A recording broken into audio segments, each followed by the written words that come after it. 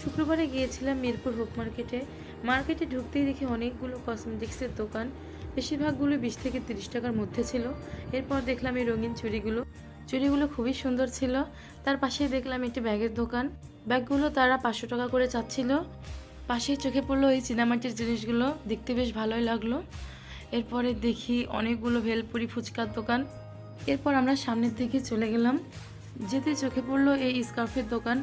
স্কার্ফগুলো অনেক সুন্দর ছিল, আর স্কার্ফগুলো সাইজও বেশ বড়ই ছিল। তো তারা 150 টাকা করে চাচ্ছিল। এখান থেকে আমি 3টি নিয়ে নিয়েছি। এর পাশেই দেখলাম এই যে এই প্লাজো এবং প্যান্ট পাজামাগুলো, এগুলোও মোটামুটি ভালো কোয়ালিটির ছিল।